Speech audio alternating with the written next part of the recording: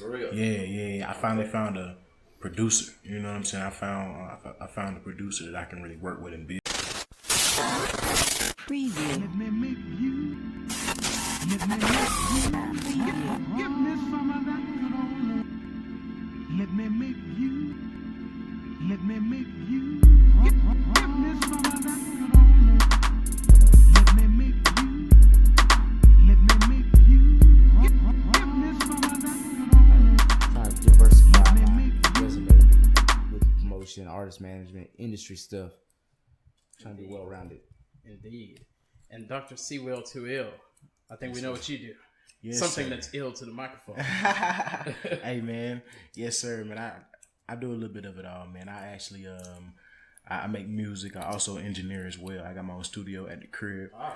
So I've been working out of my crib. Yes sir, mix, master, everything, man. I've been doing all my own stuff since 2015. I popped off with it. Yes sir, man. I had some good quality too. Yeah, hey, yes sir, quality. Yes sir, man. Like, you know, I actually take pride in quality, man, because quality is everything. You know what I'm saying? Thanks. Like, you can you can be the greatest marketer, you can do all this stuff, but if you still trash, people still not gonna listen to it. You know what I'm saying? Yeah. So it's like, what's the point? So I take pride in high quality music that sound good. You know what I'm saying? I listen to a lot of high quality music all day, so when I hear mine, it gotta sound like that. What's normally in your music repertoire when you're sitting back tuning in? Ooh, what do you be tuning into? Ooh, what do I tune into? I listen to I listen to a lot of artists that I believe are some of the best in music right now, but everybody might not know about them. So I listen to a lot of homies. Like, of course, I listen to Cwilltooill all day, but I also listen to like Smino and like Deontay Hitchcock. I listen to J. Cole has always been one of my favorite artists. I don't listen to him as much right now, just because, you know, he got too big for you. Well, I make my own music, you know what I'm saying, and I feel like when I first started off, I used to sound like Cole, so I couldn't listen to Cole like that. You know what I'm saying? So now I sound like Cwilltooill, you know what I'm saying? So I can't really, but Cole hard. But then I listen to a lot of people, man. I listen to a lot of old R&B. You know what I'm saying? I can tap into the blues every now and then. It's not what I do every day. But I'm also getting into listening to, like, you know, my girl got me listening to a lot more gospel music, a lot more too. She gave me a cold gospel playlist on Apple Music. There you go. She sprinkled a little holiness. Yeah, you know what I'm saying. So yeah, man. So I can listen to anything, man, because I'm a fan of country music too. I I grew up in Alabama, so you know more than Tennessee whiskey. Oh, I know way more than Chris Stapleton and Tennessee whiskey. I listen to, everybody listen to George Strait, but I still listen to the old Jason Aldean. I still listen to the Corey Smith. I used to listen to the Keith Urban. What is it? Keith Urban. Days Go By. I used to listen, but he always been sort of popish to me. Yeah. I like that soul feeling blues. You know who that guy to say strip it down? I know. I done seen them on YouTube and stuff. I ain't really that's really a vibe listen right to there. It is though, but not Tennessee whiskey, man. That's funny. Well, you kind of took me somewhere but even though I still want you to elaborate on this, I'm gonna get with Jefe. What makes y'all's whole situation different than anybody else's? Well, for one, I try to set the example as a supporter. Even from the very beginning, when I first met him, I was posting him every day, all the time. Oh, see what's it? I was at all the shows. You know, there'd be 5 people there, and 3 of them were us. Yeah. So, you know, I was just showing love from day one, and I ain't never tried to take his spotlight, or I'm not trying to rap. I don't want to be a rapper or singer. I mean, it'd be cool, but I never. You're not hitting the Diddy. Yeah, right. I'm trying to be Diddy, but like the right way, like a better Diddy, because you know all that how that's played out over time. I feel you on that. So, what do you feel makes your music different than anybody else? What makes my music different? Yeah.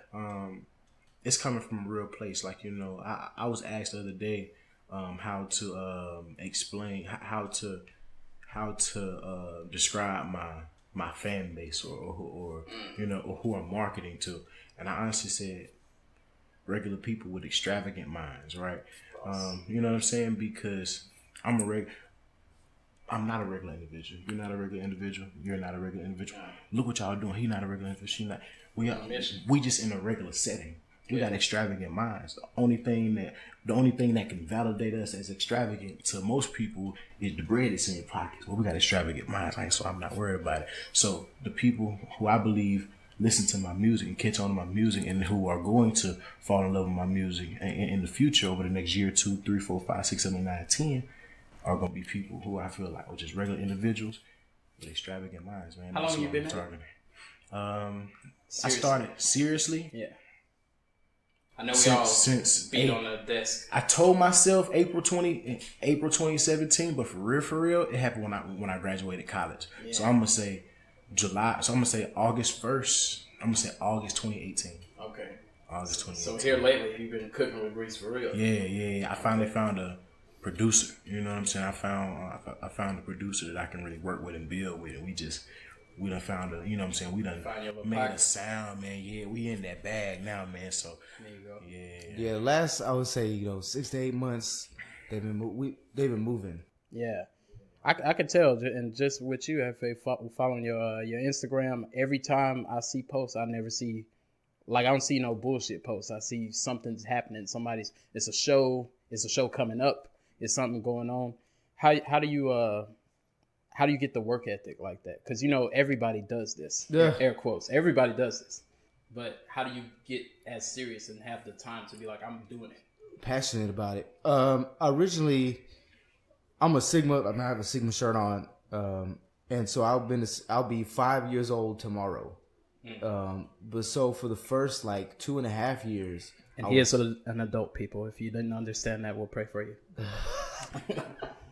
But yeah, 5 years my fraternity tomorrow, and for 2.5 years, this work I was putting into Sigma. So I was do all the shows and the events and the community service. But eventually it came to a point where we didn't see eye to eye, and there was a bunch of stuff. So I said, all right, I'm gonna kind of put Greek life to the side, kind of create my own fraternity, and then. So I mean, this is mine. I mean, I've got a chip on my shoulder, so I just got a lot to prove, and a lot of people to prove wrong. So I'm just working every day, all the time. And what about you, Cwilltooill? How'd you get this work ethic? How did I get this work ethic? Honestly, this work ethic definitely 100% comes from sports, man. I played 3 sports growing up, and it came from my parents, man. Just watching, my parents, provide for me in general. I didn't have to, we had our, we had our struggles. Everybody got their story, you know what I'm saying? But they definitely, put me on a platform where, I knew what my goals were. You know what I'm saying? I could only elevate from there. So that's my goal as well, to make something to give to my kids one day as well. So that's it.